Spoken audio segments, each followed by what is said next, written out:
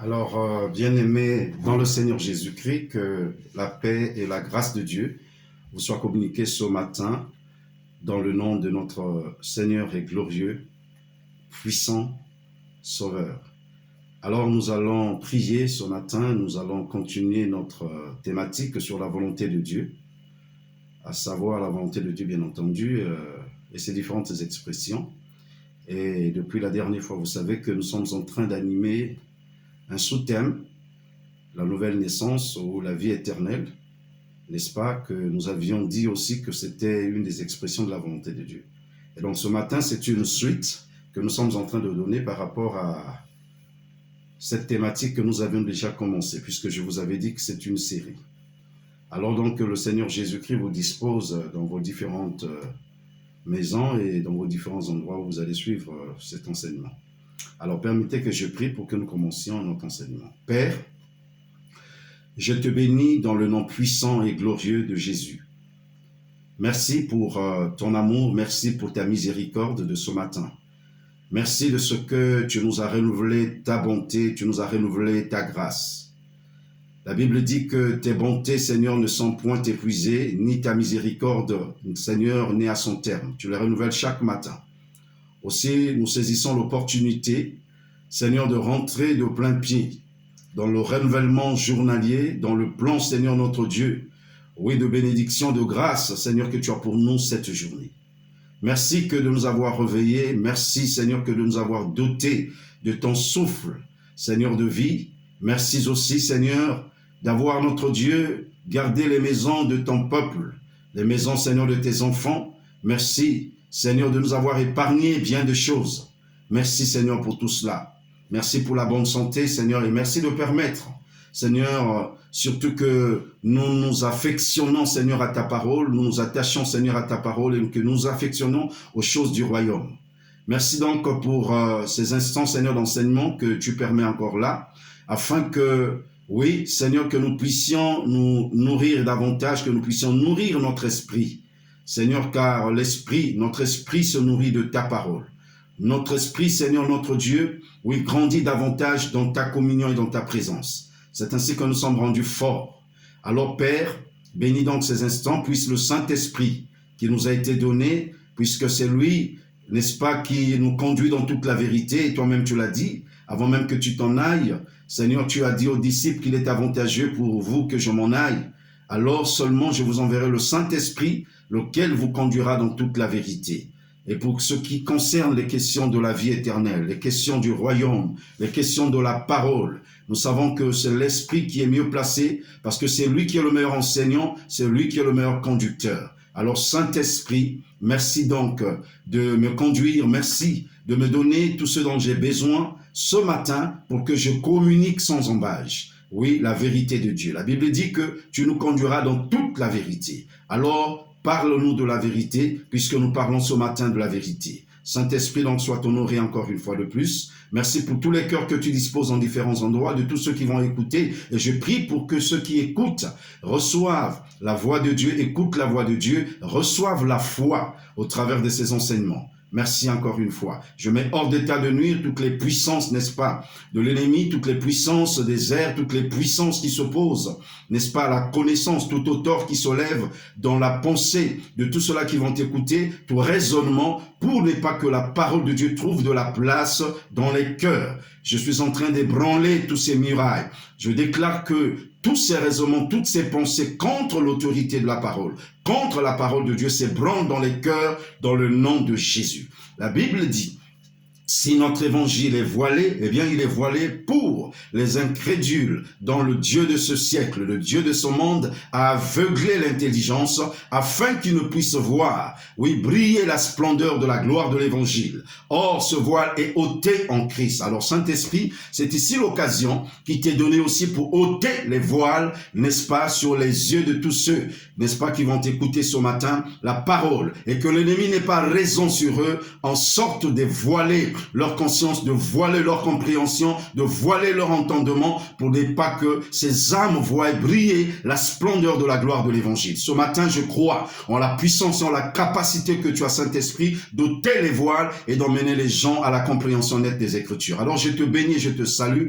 Merci de faire de moi un instrument ce matin. Oui, je suis un instrument que tu utilises maintenant pour communiquer la volonté du Père. Dans le nom puissant et glorieux de Jésus, ainsi j'ai prié. Amen. Alors, bien-aimés, ceci étant, nous allons commencer notre enseignement de ce matin. Alors, la dernière fois, j'étais en train de vous parler de la volonté de Dieu en ce qui concerne la nouvelle naissance ou la vie éternelle. Et j'étais en train de vous lire déjà les passages de Jean, le chapitre 6, les versets 37 à 40, où Jésus était en train de parler à ses disciples et qu'il disait d'ailleurs: tous ceux que le Père me donne viendront à moi, et je ne mettrai pas dehors celui qui vient à moi, car je suis descendu du ciel pour faire ma volonté, mais la volonté de celui qui m'a envoyé.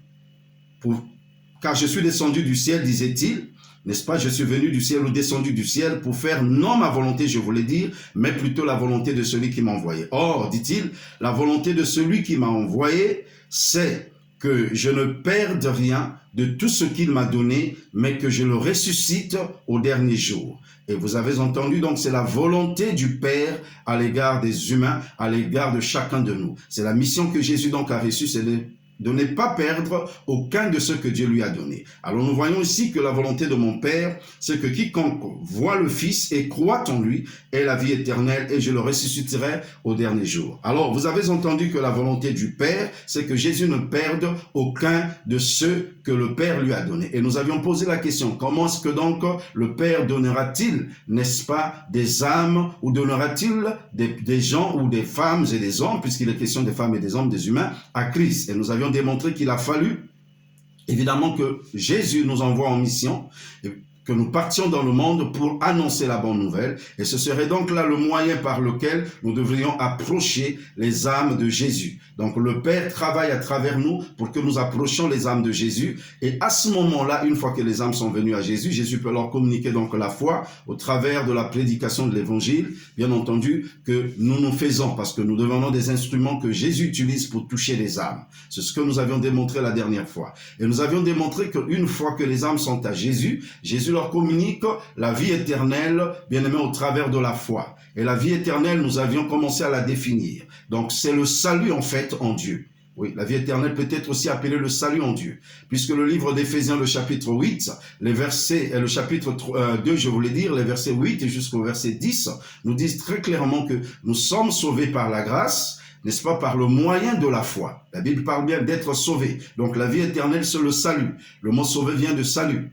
Nous sommes sauvés, donc nous avions la vie éternelle, nous avons la nouvelle connaissance, si vous voulez bien. Nous avons la vie de Dieu par la grâce. C'est une grâce que Dieu a donnée à tous. Et cette grâce-là est sur tout le monde. Dieu a aimé le monde, il a répandu la grâce. La grâce, cette faveur imméritée de Dieu que Dieu a donnée à tout le monde. Bien entendu que c'est aussi la puissance de Dieu qui donne la capacité à ceux-là qui croient, n'est-ce pas, de devenir enfants de Dieu par le pouvoir que Dieu leur donne. Alors, bien aimé, c'est autant de choses. Donc, selon Éphésiens 2 que nous sommes en train de citer, les versets 8 à 9, jusqu'au verset 10, vous pouvez y aller, puisqu'il est démontré que nous ne sommes pas sauvés par nos œuvres, mais nous sommes sauvés par la foi, n'est-ce pas, qui est un don de Dieu même que Dieu nous donne. Donc cela ne vient pas de nous, cela vient de Dieu. Bien aimé, c'est une capacité que Dieu nous donne qui fait de nous des enfants de Dieu, qui régénère notre esprit. Alors, c'est de ça que nous étions en train de parler, puisque si vous m'avez bien suivi, nous avions dit que la vie éternelle est appelée aussi la nouvelle naissance, selon donc le passage de Jean chapitre 3, les versets, n'est-ce pas, 1 à 11, que nous vous avions donné au sujet de la conversation de Nicodème avec Jésus. Et nous avons dit aussi que la vie éternelle était aussi appelée la nouvelle création. Et ça, c'est selon 2 Corinthiens 5, 17, où nous étions en train de vous dire que si quelqu'un est en Christ, eh bien, il est devenu une nouvelle création. Jésus emploie bien les mots, il souligne bien les mots, ou l'apôtre Paul qui explique ces choses, il emploie bien les mots parce que le Saint-Esprit les souligne. C'est devenu une nouvelle création. Et nous avons démontré qu'il y a eu une première création qui était une création adamique. Dieu, quand il nous a créés, et cette création-là a été déchue. Cette création-là, bien aimée, a été séparée de Dieu. Et la Bible le dit si clairement dans le livre de Romains, le chapitre 3, le verset 23, que tous sont péchés et sont privés de la gloire de Dieu. Mais Ils ont été gratuitement justifiés par le moyen de la rédemption qui est en Jésus. Alors, une fois qu'on a été justifié, donc la nouvelle création, c'est une création, bien aimé, qui a été justifiée devant Dieu. En réalité, la nouvelle création, quand elle est devant Dieu, c'est comme si elle n'avait jamais péché. C'est ça ce que ça veut dire la justification. C'est cela. Ce que ça veut dire être justifié. Devant Dieu, quand Dieu nous voit, c'est comme si nous n'avons jamais péché. C'est-à-dire nous sommes justes aux yeux de Dieu. C'est pour ça que la Bible dira clairement dans le livre de Jean, dans 1 Jean le chapitre 4, je suis sûr, où il dit que ce qui est né de Dieu, évidemment, ne pêche pas. Donc, c'est notre esprit qui ne pêche pas. C'est ce que nous avions commencé donc à expliquer, bien aimé, depuis la dernière fois. Donc, la vie éternelle aussi, non seulement qu'elle est appelée le salut, et quand nous parlons ici du salut, bien aimé, eh bien, cela regorge beaucoup de choses. Dans le salut, il y a le fait que nos péchés ont été pardonnés. Il y a le fait aussi que, bien aimé, nous avions reçu la guérison de notre corps, la provision de la guérison de notre corps et de notre salut et de notre âme. Il y a le fait que, bien aimé, nous avions reçu la vie de Dieu. Non seulement que nous avions reçu le pardon, mais nous avons reçu la vie de Dieu. Donc, c'est ce que ça veut dire. Quand on vous dit que quelqu'un a reçu la vie éternelle, bien aimé, il y a le pardon qui est engagé là-dedans. Il y a le fait qu'ils sont justes aux yeux de Dieu. C'est pour ça que Dieu appelle les enfants de Dieu les justes. Nous ne devons pas avoir conscience du péché quand nous sommes des enfants de Dieu. Nous devons croire plutôt ce que Dieu dit parce que Dieu a acquis pour nous une rédemption éternelle. Il n'a pas acquis pour nous une rédemption jusqu'à ce que nous puissions pécher sur cette terre. Évidemment, cela peut paraître contradictoire. Les gens vont dire, mais comment ça que ce qui est né de Dieu ne pêche pas et que la Bible prévoit quand même qu'un enfant de Dieu puisse pécher. Je vous ai déjà expliqué ces choses. Étant donné que la nouvelle naissance, bien aimé, c'est une naissance de l'esprit, et j'aimerais aussi que vous compreniez que c'est une régénération. Cela s'appelle aussi la régénérescence de l'esprit. C'est selon le passage de 1 Pierre, le chapitre 1, le verset 3, la Bible dit « Béni soit Dieu le Père de notre Seigneur Jésus-Christ, qui selon sa grande miséricorde nous a régénérés pour une espérance vivante par la résurrection de Jésus-Christ d'entre les morts. » Alors, bien aimé, donc vous comprenez que la vie éternelle, c'est donc la régénération de notre esprit, c'est donc la récréation de notre esprit. Quand je parle de notre esprit, l'esprit, il est là. J'ai tendance peut-être à vouloir toucher ma tête, mais c'est pas ici, parce que ici, bien aimé, c'est notre cerveau. L'esprit, il est là. Souvenez-vous toujours que Jésus, quand il a parlé de l'esprit qui devait couler dans notre sein, il disait toujours que ceux qui croiront en lui, des sources d'eau vive couleront de leur sein, parlant de l'esprit. Et le sein, il est là. Donc le Saint-Esprit vient de là. C'est pour ça que quand nous parlons en langue, généralement ça vient de là. C'est le langage donc de l'esprit. Alors, donc, c'est une recréation de l'esprit, la nouvelle naissance. Alors, il est évident que notre esprit ayant été créé en Dieu, la Bible nous dit que dans le livre d'Éphésiens, bien-aimé, à la rédemption, au chapitre 1, bien entendu, dans le livre d'Éphésiens, c'est Paul qui parle. Il dit que quand nous avions reçu la rédemption, Dieu a scellé notre esprit, c'est-à-dire il a fermé notre esprit. Il a mis notre esprit dans une espèce d'enclos que personne ne peut traverser, ni le péché, ni le diable ne peut l'atteindre. Désormais, Dieu, quand il habite en nous, il habite au niveau de notre esprit. C'est pourquoi Dieu peut y habiter, parce que notre esprit est saint désormais. Il a été créé saint, il a été justifié. La Bible dit que Christ a été fait pour nous, justice, sanctification et sainteté. Mais il a été fait pour nous, justice, sanctification et sainteté à quel niveau? Au niveau de notre esprit. Puisqu'il est écrit que celui qui est, bien aimé, celui qui est avec le Seigneur, celui qui est en communion avec le Seigneur, est un même esprit avec lui. Alors, donc ça veut dire que notre esprit uni à l'esprit du Seigneur, bien aimé, devient un même esprit. Alors vous savez que le Seigneur est saint, Dieu est saint. Il ne peut vivre, bien-aimé, en dehors de la sainteté. C'est pour ça qu'il a préparé, bien-aimé, il a recréé l'environnement saint, qui est notre esprit, pour qu'il demeure désormais au sein de l'esprit de l'homme. Puisqu'il ne voulait plus demeurer, bien-aimé, dans les temples que les hommes lui ont faits. Vous savez que c'est une prophétie des Écritures. Les Écritures nous disent clairement que Dieu a habité dans les temples autrefois, fait par les mains des hommes, bien que c'est Dieu lui-même qui ait donné aussi l'inspiration de ces choses.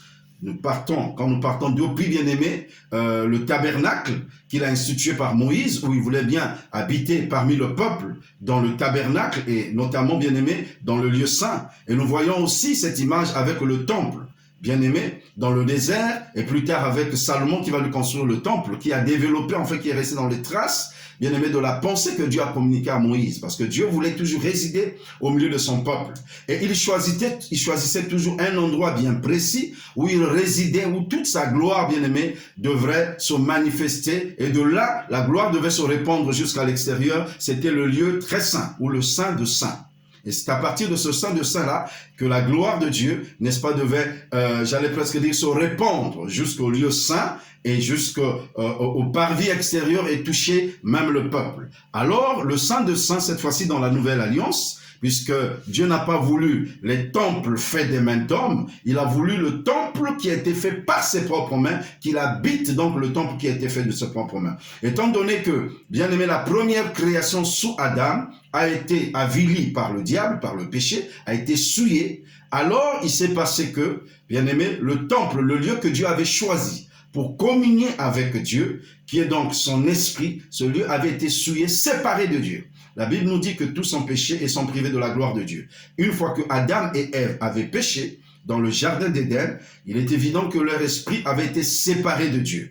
En ce sens que ils ne pouvaient plus percevoir les choses de Dieu, ils ne pouvaient plus communiquer avec Dieu au niveau de leur esprit. C'est ainsi que Dieu va les chasser du jardin d'Éden. Parce que, bien aimé, Dieu ne pouvait plus habiter en eux. Dieu ne pouvait plus communier en eux. Donc, Dieu il communie avec nous au niveau de notre esprit. Bien aimé, c'est ce que vous devez comprendre. Et étant donné que donc Adam et Ève avaient péché, donc Dieu avait déjà prévu un plan rédempteur. Et le plan rédempteur, le Père l'avait prévu en son Fils Jésus. C'est pourquoi je vous ai lu le passage plus tard de Jean 3, n'est-ce pas, le verset 16, depuis le verset 15. Quand vous prenez même depuis le verset 14, il nous est dit que de la même façon que Moïse éleva le serpent dans le désert, eh bien, il faut que le Fils de l'homme aussi soit élevé. Parlant donc de la croix, il devait être perché sur la croix. En sorte que quiconque croit en lui, donc croit en l'œuvre de la croix, croit en la personne et l'œuvre que Jésus a accomplie sur la croix, eh bien, soit sauvé. C'est ainsi que la Bible dit, celui qui croit en lui sera sauvé. Au verset 15. Et le verset 16 dira clairement que Dieu a tant aimé le monde qu'il a donné son Fils unique afin que quiconque croit en lui ne périsse point, mais qu'il ait quoi? La vie éternelle. Donc ce sont là, bien aimé, la volonté de Dieu. Et cette vie éternelle, nous l'avions reçue au niveau de notre esprit. Donc notre esprit désormais a reçu la vie éternelle. Notre esprit ne meurt pas. Notre esprit, bien aimé, ne peut plus être séparé de Dieu. À moins que nous-mêmes prenions la résolution, bien-aimée, de rejeter Dieu, à moins que nous-mêmes prenions la résolution, bien-aimée, oui, de nous séparer de Dieu. Parce que c'est toujours une question de choix, une question de volonté de choix. Alors, si seulement, bien-aimé, notre esprit a été régénéré, ça veut dire que notre esprit a été marqué du sceau de Dieu, gardé dans un enclos, et Dieu habite en nous par notre esprit. Donc, Dieu n'habite pas dans notre corps charnel. Voyez-vous, les désirs de la chair, c'est la composition de l'âme et de notre corps physique. Donc, les désirs de la chair, dit la Bible, sont contraires à ceux de l'esprit. Pourquoi ils sont contraires à ceux de l'esprit? Parce que notre esprit est désormais uni à l'esprit du Seigneur, c'est ce que dit la Bible. Celui qui est uni au Seigneur est un même esprit avec lui. Notre esprit désormais uni à l'esprit du Seigneur, vous comprenez que, donc, ne peut avoir que les désirs du Seigneur, parce que notre esprit désormais marche sous les injonctions du Saint-Esprit qui habite en nous. Vous savez que Dieu, il est Père, Fils et Saint-Esprit. Donc, nous avions toute la divinité qui habite normalement dans notre esprit. C'est ainsi que l'apôtre Paul dira aux Galates. Il dira aux Galates, parce que là, je suis en train de vouloir expliquer pourquoi est-ce qu'à un moment donné, les enfants de Dieu peuvent pécher. C'est pourquoi l'apôtre Paul dira aux Galates, marchez selon l'esprit et vous n'accomplirez point les désirs de la chair. C'est-à-dire, marchez selon les injonctions de l'esprit. Et vous ne serez pas tentés à pécher, parce que la chair vous poussera toujours à pécher, vous poussera toujours à aller contre la volonté de Dieu. La Bible dit que le péché a été condamné dans notre chair. Le péché a été condamné dans notre chair, dans notre corps.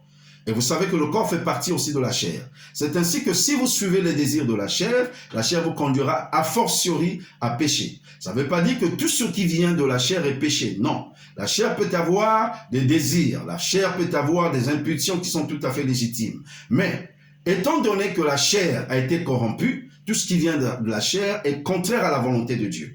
À ce moment-là, nous ne sommes plus dans la volonté de Dieu. C'est ce que vous devez comprendre. Et nous devons marcher selon les désirs de l'esprit, selon le nouveau homme que nous avions reçu, selon, j'allais presque dire, la nouvelle création que nous sommes. Et la nouvelle création, c'est la création de l'esprit. Alors, comment donc comprendre que si nous sommes ici, que nous parvenons à pécher, simplement parce que nous avons encore le corps, nous avons cette réalité physique encore en nous. Nous ne sommes pas encore débarrassés, bien-aimés, du corps et de notre âme adamique. Ce que Dieu est venu faire à la croix du Calvaire, c'est de nous réconcilier dans notre esprit avec le Père. C'est pourquoi la Bible dit que le deuxième Adam, qui est Jésus-Christ, est devenu un esprit vivifiant. C'est-à-dire le fait que nous l'ayons accepté, il a vivifié notre esprit, il a communiqué la vie à notre esprit. Il n'y a plus de mort, bien-aimé, au niveau de notre esprit. Selon l'ordre, bien-aimé, que Dieu avait établi, l'ordre de priorité du fonctionnement du corps humain, c'est que c'était l'esprit qui devait avoir de l'hégémonie sur l'âme, et l'âme ensuite devait avoir de l'hégémonie sur le corps. C'est l'esprit qui impulse le mouvement, c'est l'esprit qui oriente les choses, c'est l'esprit qui communique normalement la volonté à l'âme, et l'âme, à ce moment-là, fait la jonction entre l'esprit et le corps. Et une âme qui a été baignée dans la présence de l'esprit, puisque notre esprit est soumis à Dieu, à ce moment-là, bien aimé, cette âme-là peut communiquer la volonté de l'esprit au corps. C'est ça, marcher selon l'esprit. Marcher selon l'esprit, ça veut dire quoi? C'est marcher dans la parole de Dieu. C'est ce que l'apôtre Paul est en train de dire, c'est marcher dans la parole de Dieu, dans la parole de Christ. Puisque Jésus lui-même a dit, les paroles que je vous ai dites sont esprit et vie. Ça veut dire que si nous voulons marcher dans l'esprit, privilégier l'esprit, nous devons marcher dans la parole de Dieu. Je ne parle pas de marcher selon la loi. Nous devons marcher dans la parole de Christ. Voilà, c'est très important parce qu'il faut que je fasse la distinction. Marcher selon la loi, les principes de Moïse, ce n'est pas marcher selon la parole de Dieu, ce n'est pas cela. Marcher selon la parole de Dieu, c'est marcher selon les injonctions de Christ, selon ce que Christ, bien-aimé, nous a dit, selon ce que le Saint-Esprit nous communique de la part de Christ. C'est très important de comprendre ces choses. Parce que si nous marchons selon les principes de la loi, si nous recherchons, c'est-à-dire nous faisons des efforts, nous fournissons des efforts par nous-mêmes, à ne pas vouloir faire des choses, parce que la loi nous fait un certain nombre d'interdits, à ce moment nous marchons selon la loi et nous sommes privés de la gloire de Dieu, c'est-à-dire nous sommes disgraciés. Jésus est venu à la croix pour accomplir la loi à notre place, parce qu'aucun humain ne pouvait satisfaire les exigences de Dieu. Aucun humain ne pouvait par lui-même, bien aimé, marcher selon les exigences de la loi et être ainsi juste aux yeux du Père. C'est pourquoi Jésus est venu sur la croix. Ces choses-là, je les expliquerai, mais je suis en train d'aller un peu vite, peut-être en besogne, mais je les expliquerai de façon détaillée. Alors, je voulais vous montrer tout simplement, bien-aimé, qu'il est possible, bien-aimé, de marcher par l'Esprit, parce que c'est notre nouvelle identité. Et si nous reconnaissons que nous avions été changés, transformés, pas changés, nous avions reçu un nouveau esprit. Nous avions reçu une nouvelle, nous avons été recréés en Dieu. Si nous reconnaissons que nous avions la vie éternelle, bien-aimée, qui est en nous et que Dieu vit en nous et que nous marchons selon cette vie, selon, bien-aimé, cette nouvelle vie que nous avions reçue, cette nouvelle nature qui est la nouvelle création, alors seulement, bien-aimés, nous pourrons ne pas pécher. C'est ce que la Bible dit, ce qui est né de Dieu ne pêche pas, parce que nous ne pouvons pas penser autrement. Mais si nous répondons, bien-aimés, aux injonctions de la chair, il est évident que nous pécherons, il est évident que nous opposerons à la volonté de Dieu, il est évident qu'à ce moment-là, nous pourrons confesser nos péchés, nous pouvons accomplir 1 Jean, le chapitre 1, les versets 8 à 9, où l'apôtre Jean est en train de dire, eh bien, si nous avons péché, nous avions plutôt, mes petits-enfants, l'apôtre Jean plutôt, excusez-moi, est en train de dire, si nous confessons nos péchés, Jésus est fidèle et juste pour nous pardonner et pour nous purifier de toutes nos iniquités. Et au chapitre 2 de 1 Jean, au verset 1, il dira, mes petits-enfants, ne péchez point. C'est-à-dire là, il est en train de nous pousser à marcher selon l'esprit. Mais si quelqu'un a péché, ça veut dire que si nous marchons selon la chair, voilà ce que vous devez comprendre. Si quelqu'un a péché, sachez que nous avions un avocat auprès du Père, Jésus, qui est la victime propitiatoire pour, bien-aimer, nos péchés, non seulement pour les nôtres, mais aussi pour ceux de nos frères qui sont dans le monde. Alors, une fois que j'ai dit cela, je voudrais que vous compreniez que la nouvelle naissance, bien-aimée, est tout ce que je suis en train donc de vous expliquer. Alors, voici, bien-aimé, ce que je voudrais ajouter pour que nous allions vers la fin de cette session. Donc, la nouvelle naissance, c'est donc, bien-aimé, la naissance de l'esprit. Elle n'est pas à confondre avec la naissance, bien-aimé, de la chair ou la naissance de la volonté de l'homme. C'est très important de le comprendre. Vous avez entendu Jésus lui-même, quand il a parlé à Nicodème, il a dit, ne t'étonne pas que je t'ai dit, il faut que tu naisses d'esprit et Il faut que tu naisses d'eau et d'esprit. Ce qui est né de la chair est chair. Jésus fait bien le distinguo entre la naissance biologique et la naissance de l'esprit. Ce qui est né de la chair est chair et ce qui est né de l'esprit est esprit. Bien-aimé, la première raison pour laquelle Dieu donc a permis que Jésus naisse en chair ou soit engendré par la vertu ou la puissance du Saint-Esprit, c'est parce que Jésus est avant tout Dieu. Évidemment, Dieu a permis que Jésus naisse, bien-aimé, en chair, par la puissance ou par la vertu du Saint-Esprit, c'est parce que Jésus est Dieu. Pourquoi? Eh bien, pour la bonne et simple raison qu'il n'y a que Dieu seul qui peut engendrer Dieu dans un corps physique. Il n'y a que Dieu qui a la capacité d'engendrer Dieu dans un corps physique. Ou le Saint-Esprit seul a la capacité de manifester Dieu dans un corps physique. C'est la première des raisons pour laquelle, bien aimé, le Saint-Esprit a couvert Marie, l'ombre du Tout-Puissant a couvert Marie pour que Jésus naisse, bien aimé, oui, en chair. Parce que c'était une œuvre que personne ne pouvait accomplir. Même pas, bien aimé, la volonté des hommes. Il n'y a que Dieu lui-même qui pouvait l'accomplir. Et c'est ainsi que le Saint-Esprit est rentré en scène. C'est l'une des premières raisons. Alors, la deuxième raison, c'est pourquoi nous lisons dans le livre d'ailleurs de Matthieu, avant que j'attaque la deuxième raison, le livre de Matthieu, le chapitre 1er, les versets 18 à 21, il nous est dit que l'ange a visité Marie et lui a dit que l'enfant qui naîtra d'elle, c'est lui qui devait sauver donc le monde. Et cet ange-là aussi est allé confirmer les choses, n'est-ce pas, à Joseph, pour lui dire que, puisque Joseph cherchait à rompre secrètement avec Marie, il était tenu de constater qu'il n'était jamais allé sexuellement avec Marie. Et comment est-ce que Marie pouvait tomber enceinte? Alors pendant qu'il se résolvait, n'est-ce pas, à dissoudre la relation avec Marie, parce qu'il ne voulait pas diffamer Marie, la Bible nous dit que l'ange donc va rentrer en scène, c'est Gabriel qui va venir parler donc à Joseph pour ne pas qu'il rompe la relation avec Marie. Et ainsi, il va lui donner donc des instructions. Il lui dira même que l'enfant qui naîtra de Marie, n'est-ce pas, c'est l'enfant qui vient de la vertu du Saint-Esprit. Et cet enfant-là devait être appelé Jésus, c'est-à-dire celui qui devait sauver ses frères. Donc, vous comprenez que la naissance de Jésus, c'est la naissance qui est venue de l'Esprit. Mais j'aimerais que vous reteniez une chose. D'abord, parce que Jésus est Dieu, bien aimé, il doit quitter le ciel et il doit s'identifier aux hommes. Il doit, bien aimé, s'incarner. Et cette œuvre d'incarnation, c'est le Saint-Esprit, bien aimé, qui en est l'auteur. Pour la première raison, parce que Jésus est Dieu. La deuxième raison pour laquelle donc Jésus est né dans la chair, bien aimé, eh bien c'est pour montrer aux hommes, à l'humanité tout entière, que toutes les questions qui concernent la naissance en Dieu, ce sont les questions que l'Esprit gère.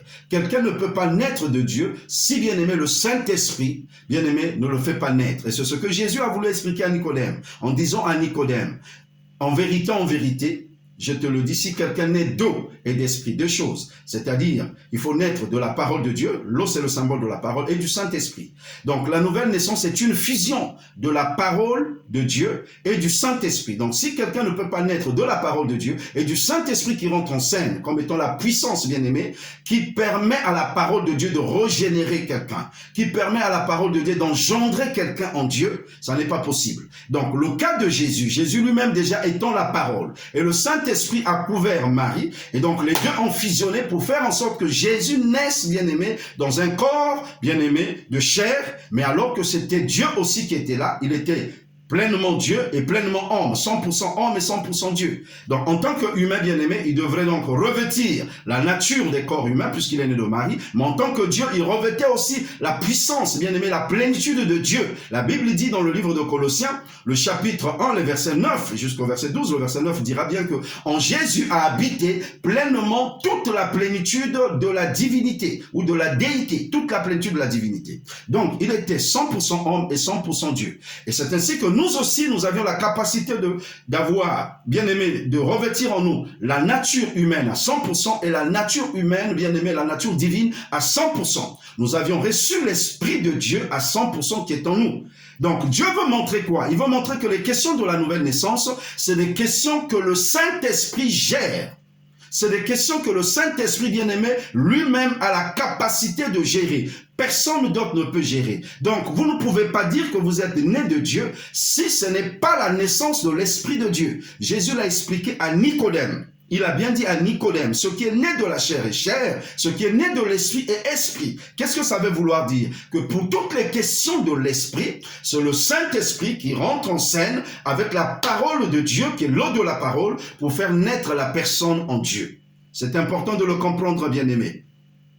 C'est pourquoi il est dit, bien-aimé, dans le livre de 1 Jean que je vous avais donné, dans le livre de Jean, le chapitre 1er, les versets 12 à 13, quand l'apôtre Jean est en train d'expliquer ces choses, il nous a dit que à tous ceux qui l'ont reçu, à ceux qui croient en son nom, il a donné le pouvoir de devenir enfants de Dieu, lesquels sont nés ni de la chair. On exclut la volonté de la chair, on exclut la volonté biologique, mais ils sont nés de Dieu. Ils sont nés de la volonté de Dieu. Alors, mais cette volonté de Dieu, c'est quoi? Ils sont nés de l'Esprit, ils ont reçu un pouvoir. Donc, le Saint-Esprit est la puissance de Dieu qui accompagne la parole de Dieu en matière de nouvelle naissance, en matière de naissance de Dieu, en matière de naissance de l'Esprit, en matière de régénération ou de régénérescence de l'Esprit, de récréation. Bien-aimé, sans la parole de Dieu, qui est l'eau de la parole, sans la parole de Dieu, le Saint-Esprit, il n'y a pas de nouvelle naissance.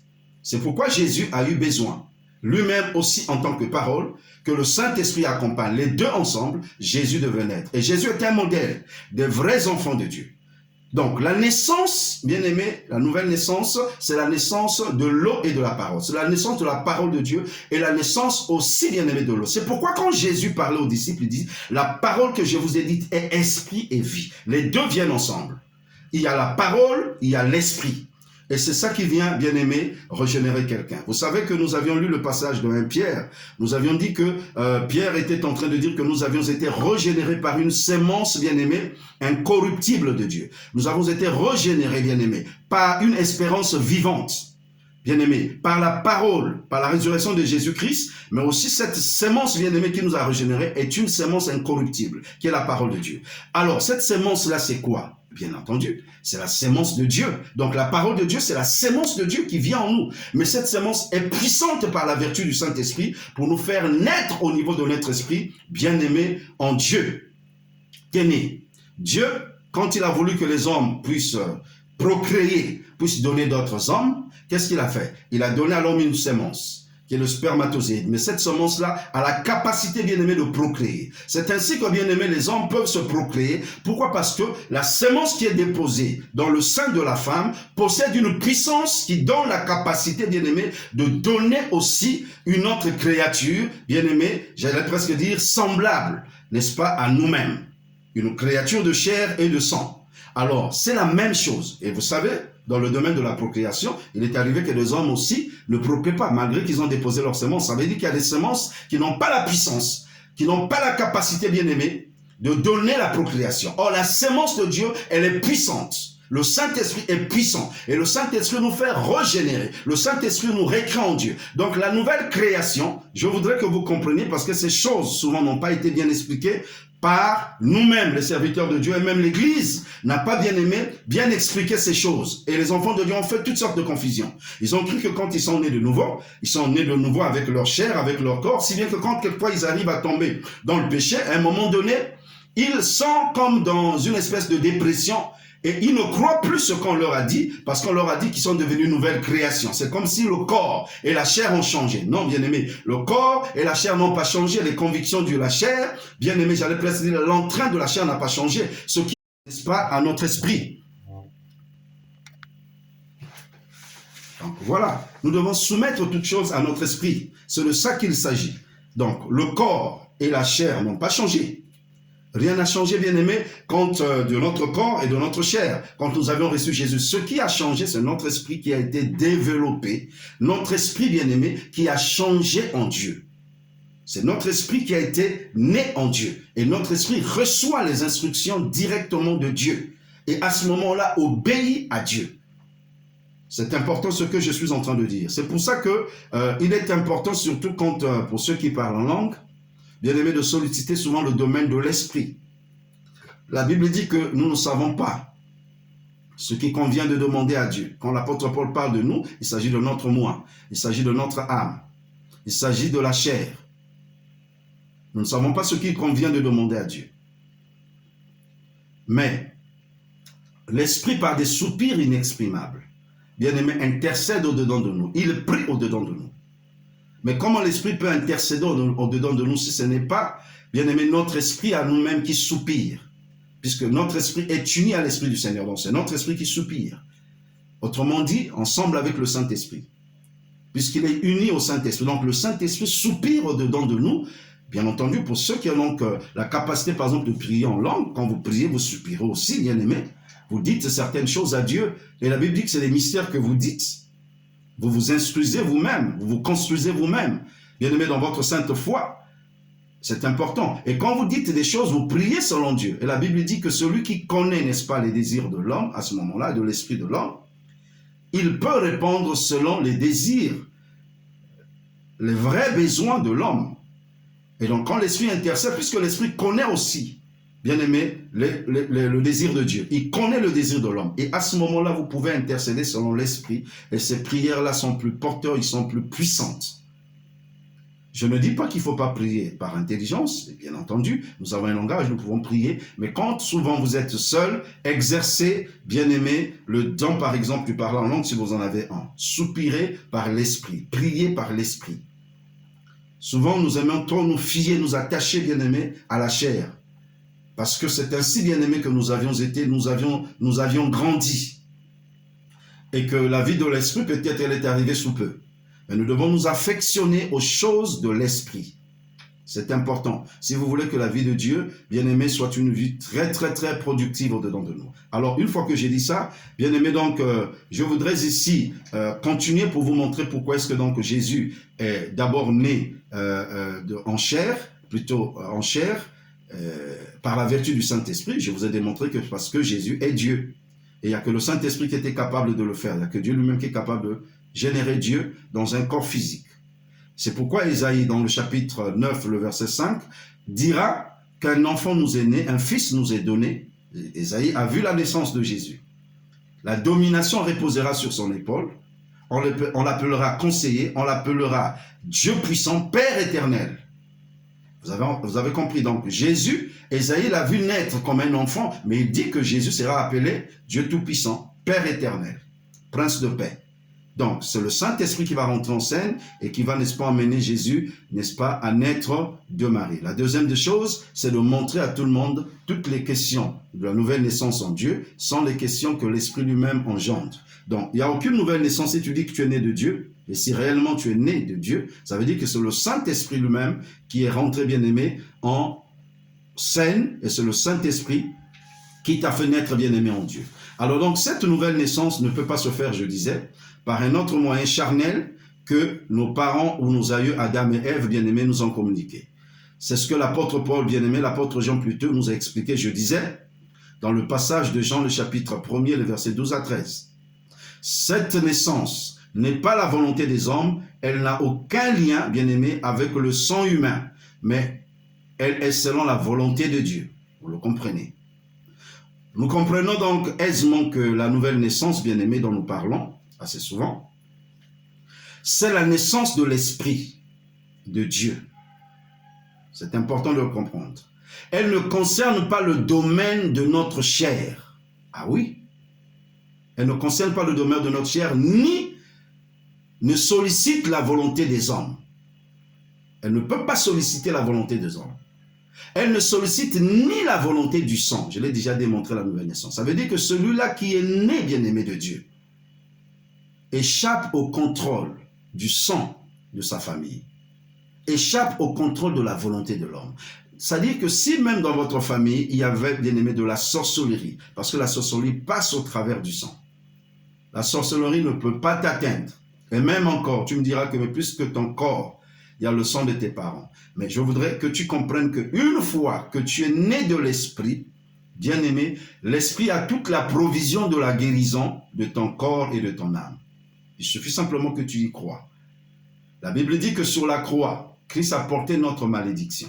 Ça veut dire que dans ton esprit déjà, puisque l'âme et le corps sont assujettis désormais à l'esprit, l'esprit peut répandre la bénédiction, bien-aimé, qui est en lui au niveau des autres parties. C'est ça en fait la volonté de Dieu.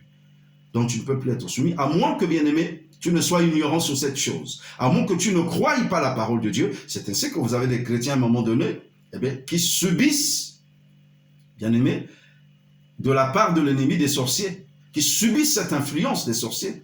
et qui oublient que quelque part, ils ont reçu l'autorité, ils ont reçu la prééminence, ils ont reçu la domination même sur les démons, ils ont reçu la domination sur le diable. Quand le passage de Luc 10, 19 vous dit, et Jésus parle là à tous ceux-là qui devaient recevoir la vie éternelle, à tous ceux-là qui le suivaient, à ses disciples.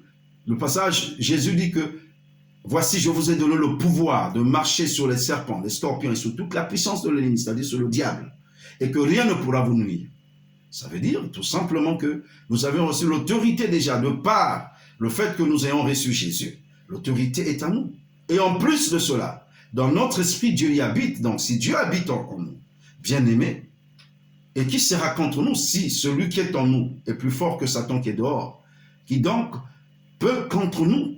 Le problème, c'est un problème d'ignorance. Si les enfants de Dieu se mettent à fuir les démons, se mettent à fuir les sorciers, les magiciens, c'est un problème d'ignorance, d'incompréhension des Écritures.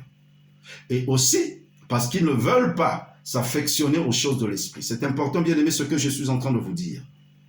Alors, je vous disais que donc, la vie éternelle ne dépend pas du sang. Si ton père était sorcier, si ton père est allé faire des alliances dans une maison de magie, et que toi tu es enfant de Dieu, tu vis une vie de l'esprit, ça ne t'atteindra pas. Ça ne t'atteindra pas parce que ton corps, bien-aimé, et ton âme sont sous la protection du Saint de Saints, sont sous l'influence de ton esprit. Vous savez que le temple, bien-aimé, était sous l'influence, sous le gîte, sous la direction du Dieu très saint. Lisez les Écritures, vous allez comprendre cela. Les instructions venaient du lieu très saint. C'est quand le souverain sacrificateur sortait du lieu très saint qui venait communiquer la bénédiction, les instructions, bien-aimées, pour le service annuel. Donc les instructions venaient donc, ça veut dire que même le lieu saint et le parvis extérieur étaient sous la protection du lieu très saint. Or, il se trouve que Dieu est dans notre lieu très saint, il est dans notre esprit. Et donc, si nous avions conscience de cela, c'est parce que tout était un problème de conscience. Tout est un problème de conscience par rapport à ce que Dieu a fait. C'est un problème de conscience, c'est aussi un problème de connaissance. Vous connaîtrez la vérité vous affranchira. Et si vous n'avez pas la connaissance de la vérité, il est évident que le diable vous trompe. C'est important, bien aimé, ce que je suis en train de dire. Alors, je vous disais que cette nouvelle naissance donc n'est pas bien aimée, n'a rien à voir avec le sang. C'est pourquoi le sang et la chair ne peuvent pas hériter le royaume de Dieu, parce que ça n'a rien à voir avec le sang. Dans 1 Corinthiens 15, 50, nous voyons très bien que l'apôtre Paul est en train de démontrer que le sang et la chair ne peuvent pas hériter le royaume. Pourquoi? Parce que le sang et la chair n'ont pas connu la rédemption. Ils n'ont pas connu la rédemption. C'est pourquoi nous attendons l'adoption et la rédemption de nos corps. Au jour où le Seigneur reviendra pour l'enlèvement de l'Église, il dotera ceux qui seront là pendant qu'il reviendra des corps glorieux. Évidemment, ils auront une âme glorieuse, puisque leur esprit ayant été déjà sauvé de leur vivant sur la terre. Et si seulement le Seigneur revient maintenant et qu'il les trouve vivants sur la terre, il les changera en un clin d'œil. C'est ce que l'apôtre Paul explique, bien aimé, aux Thessaloniciens. À un signal donné, à la voix d'un archange, le Seigneur descendra du ciel. Et les morts en Christ ressusciteront premièrement, parce que nous les vivants qui serons restés, du moins ceux qui seront restés pour le retour du Seigneur, qui seront encore vivants, ils ne seront dévancés, bien aimés, les morts. Les morts, eux, ils ressusciteront premièrement en des corps glorieux. Oui, Jésus, quand il est ressuscité dans un corps glorieux. Le corps de chair, bien aimé, dans lequel il était venu s'identifier aux humains pour comprendre les humains. Ce corps de chair est resté, il est tombé, mais il a reçu un nouveau corps. Et comme lui, bien-aimé, il est la prémisse de la résurrection. C'est lui qui est le modèle, bien-aimé, de la résurrection des corps, bien-aimé, des saints. Alors, ayant revêtu ce corps glorieux, ça veut dire nous aussi, nous avons l'espérance qu'au jour de la résurrection, nous revêtirons un corps glorieux. C'est-à-dire que ce corps de chair qui nous crée des problèmes, bien-aimé, dans lequel le péché a été condamné. Malheureusement, quelquefois, nous pouvons être amenés à pécher, à confesser. Évidemment, si nous ne voulons pas se confesser, nous pouvons marcher la vie de l'esprit. Comprenez ces choses que je suis en train de vous dire. Alors que, bien aimés, nous sommes dans l'attente du retour du Seigneur, évidemment que quand le Seigneur reviendra, ce corps, nous nous en débarrasserons, parce que ce corps et le sang, bien aimé, que nous avons, n'hériteront pas le royaume des cieux. Ils ont été corrompus, bien aimés. Et c'est ainsi que nous aurons des corps glorieux. Nous rentrerons, bien-aimés, oui, dans la félicité. Nous serons tout le temps, bien-aimés, avec le Seigneur. Et nous serons tels que nous avions été, bien-aimés, sûrs. Nous connaîtrons tels que nous avions été connus. Nous aurons une révélation, bien-aimés, parfaite des choses. Mais pour l'instant, nous n'en avons pas parce que, bien-aimés, notre intelligence a été corrompue. Notre intelligence, c'est le domaine de notre âme. Notre entendement a été corrompu. C'est pourquoi nous avions reçu la nouvelle naissance, la vie de Dieu, la vie de l'Esprit de Dieu, pour que, bien-aimé, la vie de l'Esprit subjugue notre intelligence. La vie de l'Esprit puisse, bien-aimé, remplir, bien-aimé, notre entendement. C'est-à-dire qu'elle influence notre âme, qu'elle influence la volonté de l'âme et que l'âme influence le corps. Une fois que notre entendement, bien-aimé, est influencé par la vie de l'Esprit, nous pouvons alors comprendre, bien-aimé, progressivement les choses de Dieu. C'est pourquoi la révélation de Dieu pour les hommes que nous sommes sur cette terre, elle est progressive parce que nous avons encore ce corps, nous avions aussi l'âme, bien-aimé. C'est des choses très capitales, excusez-moi, que je suis en train d'expliquer. C'est des choses très importantes.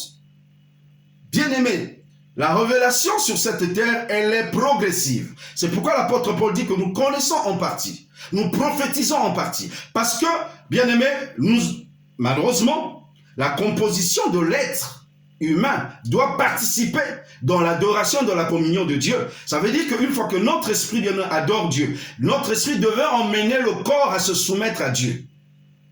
Et cela est important. Mais comme l'entendement, bien-aimé, de notre chair, au niveau de l'âme, l'entendement avait été corrompu. La Bible dit qu'il y a des bastions au niveau de notre entendement. Il y a des forteresses au niveau de notre entendement. Lisons 2 Corinthiens 10, les versets 3 à 4, l'apôtre Paul dit quoi? Si nous marchons par la chair, on parle encore de la chair. Donc, une autre possibilité de marche qui est en nous, malheureusement, ici. Si nous marchons par la chair, eh bien, nous ne combattons pas par la chair. C'est vrai, nous marchons par la chair. Physiquement, les gens nous voient. On voit le corps. Tout ce que j'ai fait, le corps. Mais nous avions refusé. Nous avions choisi de combattre par l'esprit qui habite en nous, par le nouvel homme. Mais nous marchons par la chair. Parce que nous sommes encore sur cette vie physique. Dans cette vie physique, alors, mais nous ne combattons pas par la chair. Et les armes avec lesquelles nous combattons, l'apôtre Paul dit, sont puissantes par la vertu de Dieu, c'est-à-dire par le Saint-Esprit. Ces armes-là sont puissantes par la puissance du Saint-Esprit. Pour faire quoi? Pour renverser les raisonnements. Les raisonnements sont où? Les raisonnements sont au niveau de notre entendement, au niveau de notre cerveau, au niveau de notre intelligence qui est dans notre âme. C'est pour emmener, bien-aimé, tout ce que nous avions connu de par la chair, bien-aimé, à être de côté. Et nous devons renouveler nos pensées, nous devons renouveler notre entendement. C'est pourquoi l'apôtre Paul dira, dans Romains le chapitre 12, le verset 1 jusqu'au verset 3, ne vous conformez pas au siècle présent. C'est-à-dire, nous ne devons pas marcher selon les traditions de ce monde. Nous ne devons pas marcher selon les principes de ce monde. Nous ne devons pas marcher, bien-aimé, selon ce que le monde nous a appris. Bien sûr, il y a certaines choses, bien aimé, qui ne s'opposent peut-être pas à la volonté de Dieu, qui relèvent juste de notre vie sur la terre.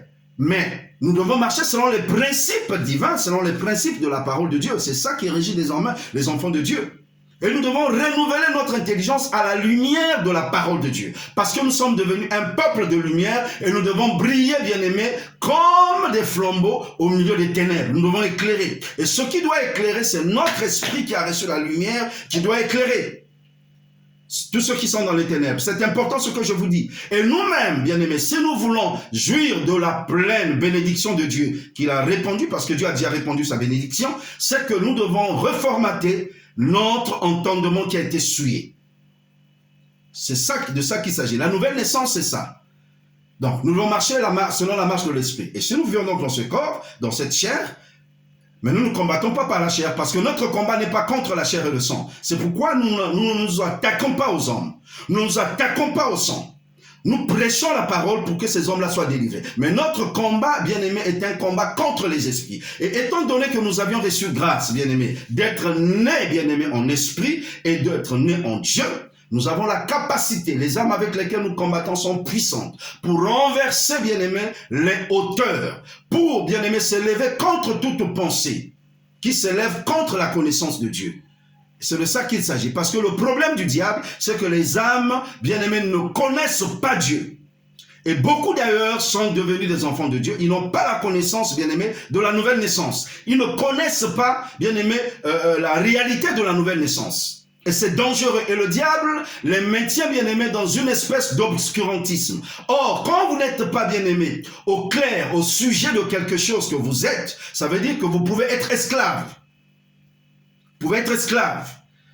Ce qui nous détache de l'esclavagisme, ce qui nous détache, bien-aimés, des liens, ce qui nous détache, bien-aimés, d'une certaine, j'allais presque dire, obscurantisme, c'est la connaissance de Dieu. Vous connaîtrez la vérité vous affranchira. Alors, bien-aimés, je suis venu vous parler de la vérité au sujet de la connaissance, de la nouvelle naissance. C'est important de connaître ce que vous êtes devenu. Et pour ceux-là qui doivent le devenir, c'est important, bien-aimés, que vous le compreniez. C'est très important. Donc, nos corps, nos chairs, n'hériteront jamais le royaume des cieux. Ce qui héritera donc le ciel, c'est notre esprit dans des corps nouveaux, bien entendu, dans une âme renouvelée. Et c'est ainsi que, bien-aimé, puisque notre esprit, bien-aimé, avait été déjà régénéré, eh bien, tout est dans notre esprit. Nous nous reconnaîtrons même quand nous serons dans le ciel, puisque quand Jésus est ressuscité, les disciples l'ont reconnu, il a pris un corps glorieux. Bien sûr que ce corps glorieux qu'il a pris aura la même forme de son corps d'avant. Mais sauf à la seule différence, ce nouveau corps est un corps glorieux. Il est capable même de franchir les murs. Il est capable, bien aimé, du surnaturel. C'est un corps surnaturel. C'est ce que ça veut dire. Donc vous comprenez que tout est surnaturel, mais le surnaturel divin. Mais pour l'instant, puisque nous sommes physiques, nous n'avons pas encore ce surnaturel divin dans notre corps et dans notre chair. Le surnaturel divin, nous l'avions au niveau de notre esprit. Et que ça soit bien clair. Alors, bien aimé, je vous ai dit que donc le sang ne peut hériter le royaume et la chair aussi ne peut hériter le royaume. Jésus lui-même l'a dit en Jean 4, 23, 24, que l'heure vient où les vrais adorateurs adoreront le Père en esprit et en vérité. Quand il dit l'heure vient, il s'agit là du temps de la grâce qui arrive, de l'heure de la grâce, puisque c'est Jésus qui emmène la grâce et la vérité. La loi est arrivée par Moïse, mais Jésus, lui, il emmenait la grâce et la vérité. Pourquoi il emmène la grâce et la vérité? D'abord, nous sommes sauvés par grâce, la grâce est donnée à tout le monde, et la vérité, c'est que celui qui croit en la vérité, c'est lui-même qui est la vérité, et c'est sa parole même qui est la vérité, et lui, il est la parole. Dans Jean 17 et 17, il a dit, sanctifie-les, quand il priait au Père, dans la prière dite, la prière sacerdotale. Pendant qu'il priait, bien-aimé, pour ses disciples, et pour ceux-là même qui croiront en ce que ses disciples diront, il a dit au Père, dans Jean 17, 17, sanctifie-les par ta parole, car ta parole est la vérité. Or, nous savons la parole de Dieu, c'est Dieu lui-même. La parole de Dieu, c'est Jésus lui-même, selon Jean 1, le verset 1er jusqu'au verset 2. Et cette parole qui était au commencement, qui était avec Dieu. Et le verset 14 nous dit que cette parole est devenue, s'est faite chair. Autrement dit, cette parole qui était la lumière, qui est venue chez les siens, elle s'est faite chair. Et elle habitait parmi les Palestiniens, elle habitait parmi, bien-aimés, les Juifs. Et ils ont contemplé la grâce de cette parole, la gloire de cette parole, comme la gloire du Fils unique venant du Père. Donc cette parole, c'est incarné, c'est bien Jésus. Donc vous comprenez, bien-aimés, que si Jésus dit que l'heure vient, et elle est déjà venue, où les vrais adorateurs adoreront le Père en esprit et en vérité, ça veut dire que notre communion avec Dieu le Père est une communion d'esprit, c'est pas une communion de chair. Donc, aussi longtemps que les enfants de Dieu ne comprendront pas ces choses, ils passeront à côté de la plaque, parce que nombreux veulent adorer Dieu avec les émotions, leur âme. Je ne dis pas que nos émotions, on ne peut pas les entraîner, mais si vous en êtes au niveau de votre, de votre volonté émotive, vous en êtes au niveau, bien-aimé, de votre âme, de votre corps, eh bien, vous n'avez rien compris, vous n'avez pas la communion avec Dieu. Parce que tout ce qui vient de la chair, est inimitié avec Dieu. Tout ce qui vient de la chair, bien-aimé, est contraire à l'esprit. Et nous devions solliciter notre esprit. Aussi longtemps que nous l'affamons, bien-aimé, il est là, eh bien, nous attristons le Saint-Esprit. Parce que nous avions reçu une nouvelle vie. Et cette vie-là doit pouvoir, bien-aimé, produire des effets en nous. Mais elle ne peut pas produire des effets si nous n'en avons pas conscience et si nous ne l'exerçons pas, si nous ne la sollicitons pas. C'est de ça qu'il s'agit. C'est très important, c'est très capital ce que je suis en train de vous dire. Donc les vrais adorateurs adoreront le Père, bien-aimé, en esprit et en vérité. Et la Bible dit, ce sont là les adorateurs que le Père demande. Et bien pourquoi? Eh bien parce que le Père, Dieu est esprit. Parce que le Père est esprit. Et il faut que ceux qui l'adorent, nous est-il dit, l'adorent comment? En esprit et en vérité. Pas l'adorent avec leur âme. pas l'adorent seulement avec leur corps. Vous allez me dire, mais nous avons quand même le corps. Oui, mais ça doit être sous la mouvance de l'esprit, sous l'impulsion de l'esprit. Celui qui déclenche l'adoration, c'est l'esprit de Dieu qui déclenche et qui laisse, bien aimé, au corps de suivre. C'est de ça qu'il s'agit. Alors, je vous fais remarquer seulement que pour adorer Dieu, il faut associer deux choses. L'esprit pour parler du Saint-Esprit et la vérité pour parler de la parole de Dieu. L'heure vient où les vrais adorateurs adoreront le Père en esprit et en vérité. Deux choses. Vous voyez bien que la nouvelle naissance, pour naître de Dieu, il a fallu l'esprit et la vérité, la parole de Dieu. Donc, pour continuer à adorer Dieu, il faut une adoration de la parole et de l'esprit. Donc, marcher selon l'esprit, c'est marcher selon la parole de Dieu, en d'autres termes. C'est marcher en association avec la parole et l'esprit. Or, il se trouve que la parole que Jésus nous a donnée est déjà esprit et vie. Et cette parole, c'est celle-là qui nous vivifie. Donc, vous comprenez que la marche de l'esprit, c'est la marche selon la parole de Christ. Je fais bien, j'appuie bien, je fais bien exprès d'appuyer là-dessus, parce que les gens iront me prendre la loi. Je vous parle de la parole de Christ. La loi, elle est importante en ce qu'elle nous a montré la nature de notre péché. Et les gens l'ont mal interprété. Ils ont cru que la loi pouvait les sauver. La loi, elle est importante. L'apôtre Paul l'explique ces choses dans Romains 3. Elle nous explique jusque même au chapitre 6. En ce que nous avions su que nous sommes des pécheurs à cause de la loi. Sans la loi, nous n'aurions pas su que nous étions des pécheurs. Parce que le péché était latent en nous. Le péché était là. La Bible dit que la mort a régné depuis Adam jusqu'à la loi. Eh bien, il a fallu que la loi vienne pour révéler l'état de nature de l'homme. Sinon, l'homme mourrait ainsi dans son péché. Voilà le but important de la loi. Donc, elle est sainte. Mais quand elle révèle le péché, elle se trouve être aussi en train de me condamner parce que quand elle me révèle le péché, et finalement, je ne peux pas être sauvé du péché puisque à cause de la chair, bien aimé, la loi a été rendue faible pour sauver l'homme. La loi ne peut pas sauver l'homme, mais elle révèle l'état du péché. Et quand elle révèle l'état du péché, le péché prend donc l'hégémonie. Donc le péché trouve sa force dans la loi. Bien que la loi est sainte, le péché trouve sa force dans la loi. Et quand le péché trouve sa force dans la loi, le péché apparaît et le péché prend l'hégémonie, le péché me domine. Et quand le péché me domine, il produit la mort.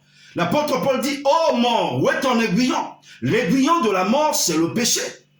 Donc la mort a régné par le péché et le péché a régné par la loi qui se trouve être sainte. Et Dieu, pourquoi il permet ça? Il permet que par la loi que le péché soit révélé aux hommes. Et une fois que le péché est révélé, sauf que les hommes n'ont pas perçu que dans la même loi, il y a eu des dispositions bien-aimées que Dieu a eu à placer. Des dispositions bien-aimées qui sont liées au service et au sacrifice. Qui sont liées, bien-aimées, aux cérémonies d'expiation.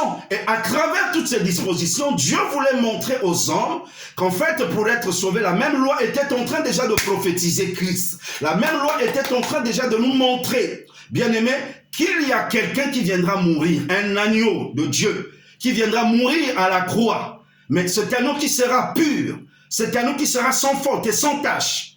À l'image, bien aimé, des agneaux qu'on devait donner, immoler, qui devaient être sans tache. Mais sauf que, pour ces agneaux de la nouvelle alliance, qui étaient sans tache, bien aimé, la Bible nous révèle que cela ne pouvait pas ôter le péché du monde. Cela ne pouvait pas ôter le péché des hommes. Eh bien, cela ne couvrait que le péché. Et si bien que, bien aimé, le péché était constamment là devant Dieu. Les hommes avaient toujours conscience du péché. Et le péché, bien aimé, se renouvelait chaque année que les hommes venaient donner l'animal pour expier d'autres péchés. Donc, le péché n'avait jamais été ôté. C'est pourquoi, bien aimé, il a fallu qu'il y ait un agneau véritable de Dieu qui devait s'identifier cette fois-ci aux hommes. Pas un animal au sens bien-aimé d'une bête, mais un animal au sens de l'humain, qui devait comprendre, bien-aimé, la situation des hommes. Et Jésus est venu en tant que l'agneau de Dieu. C'est pourquoi quand Jean-Baptiste voit venir Jésus, bien-aimé, et l'Esprit l'avait déjà averti, celui sur qui, n'est-ce pas, quand tu baptiseras, la colombe descendra, eh bien, je te donnerai un signe, c'est lui l'agneau de Dieu. Et Jean-Baptiste, bien-aimé, ne s'est pas empêché de montrer à Israël, de dire, voici l'agneau de Dieu qui ôte le péché du monde. Voilà, donc c'est ça. Le but de la loi, c'était de nous montrer à travers ces sacrifices qu'il devait y avoir un agneau. Et l'apôtre Paul l'explique si bien aux Galates. La loi a été un pédagogue, un instrument pour nous emmener vers Christ. Une fois qu'elle a révélé l'état de notre péché et que nous sommes incapables de nous sauver nous-mêmes, alors seulement nous pouvons nous écrier vers Christ. Comme l'apôtre Paul qui pouvait s'écrier dans le livre de Romains, le chapitre 7. Il montre bien le dilemme entre, bien aimé, le fait qu'il devait vivre. Lui, il voulait vivre selon l'esprit parce qu'il était né de nouveau. Mais il y avait encore cette réalité de la chair qui voulait l'emmener vers, bien aimé, le péché. Parce que, bien aimé, la loi l'avait révélé. Et comme la loi avait révélé à sa chair, c'est par la loi qu'il a appris que tu ne mentiras pas. Le fait qu'il a appris que tu ne mentiras pas quand il ment, il est condamné. Et c'est la même réalité. C'est la loi qui nous dit que tu ne tueras pas. Nous avons appris que tu ne pourras pas tuer, c'est par la loi. Mais le fait seulement d'avoir appris que tu ne tueras pas, eh ben, la loi a développé, a donné la force au péché. Et le péché, nous vivons selon la conscience de la loi, le péché nous conduira à tous, à coup sûr, vers le péché. Il nous conduira à coup sûr vers le péché. C'est pourquoi que vous remarquerez même les enfants quand ils naissent, ils sont nouveaux, personne ne leur apprend à faire le mal. Mais puisqu'ils nous les grandissons, bien aimés, dans le principe de la loi, nous les grandissons, ils sont nés déjà avec le péché en eux. Et les principes qu'ils trouvent, c'est généralement les principes de loi. Ne fais pas ceci. Alors que la meilleure façon, c'est de montrer Christ aux gens. Puisque Christ est l'accomplissement de la loi, il est venu accomplir toute la loi. Pour que par la loi, nous soyons déclarés. Pour que par l'accomplissement plutôt de Christ, nous soyons tous déclarés, bien-aimés, justes. C'est-à-dire accomplis par rapport à la loi. Et Christ est devenu mon accomplissement à la loi. Et je n'ai pas moi besoin de vivre la loi, parce que Jésus l'a déjà accompli à ma place. Et moi, j'ai besoin tout simplement de croire en l'œuvre de Jésus, en la personne et dans l'œuvre de Jésus, bien aimé, pour être sauvé. Et quand je crois en cela, c'est ce qui me donne la vie éternelle. Alors, bien aimé, je ne saurais plus avancer. Je crois que j'ai dit beaucoup de choses pour la session d'aujourd'hui. J'aimerais tout simplement prier pour que le Saint-Esprit vous aide à comprendre, bien aimé, la vérité au sujet de la nouvelle naissance. Parce que si le Saint-Esprit n'entre pas en scène, même tout ce que je dirais, bien aimé, ne serait que du verbiage. Eh bien, cela va rentrer par une oreille, on sortira par une autre. Alors, j'aimerais prier. Père, je te prie ce matin pour ton peuple, pour que tu bénisses notre Dieu l'écoute de ton peuple. Et que tu permettes qu'au travers de cette parole qui a été, Seigneur notre Dieu, donnée ce matin, que plusieurs donnent leur vie à Jésus. Ô Père, le but de cet enseignement, tu le sais, c'est de donner, Seigneur, aussi bien aux enfants de Dieu peut-être qui n'ont pas encore bien réalisé ce que c'est que la nouvelle naissance. Ils ne réalisent pas la nouvelle vie qui est en eux. C'est de pousser les enfants de Dieu à vivre la vie de l'Esprit. Et à ceux-là, Seigneur notre Dieu, qui écoutent, qui n'ont pas encore donné leur vie, eh bien, qu'ils donnent leur vie. Il est écrit que la repentance et le pardon de péché seront annoncés au nom de Jésus. Je prie ce matin pour qu'il y ait quelqu'un, Seigneur, qui soit saisi par toi.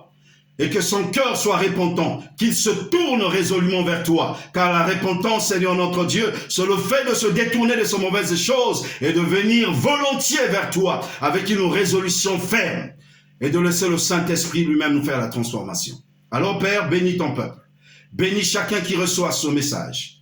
Merci Seigneur de faire que tous ceux maintenant qui désirent accepter le Seigneur Jésus, qui peut-être sont en train de vouloir, Seigneur notre Dieu, te donner leur vie. Merci du pardon que tu as accordé déjà à la croix de leurs péchés. Merci pour notre Dieu, la nouvelle vie que tu leur donnes et pour le Saint-Esprit qui rentre en scène. Merci Seigneur notre Dieu de ce que tu renouvelles leur entendement. Oh, que la gloire te revienne, que la puissance te soit rendue. Dans le nom merveilleux et glorieux de Jésus-Christ, ainsi j'ai prié. Bien-aimés, soyez bénis. Recevez la grâce pour cette journée. Et je prie pour que la percée divine soit votre lot en cette journée. Oh, je prie pour que le Saint-Esprit vous pousse maintenant à aller dans la direction de l'affection des choses de Dieu. Et que vous réalisez que nous avions un grand bénéfice que de nous affectionner, bien-aimés, à la marche de l'Esprit. Et que des temps nouveaux, des temps de rafraîchissement soient votre partage dans le nom de Jésus. Je brise les obstacles maintenant qui se sont levés devant vous dans le nom de Jésus-Christ. Je déclare qu'aussi vrai que nous avons reçu l'autorité de vaincre le mal, que toute disposition que le diable a placée pour vous détourner de Dieu soit vaincue au nom de Jésus. Soyez bénis dans le nom de Jésus. Amen. Et que le Seigneur vous bénisse abondamment.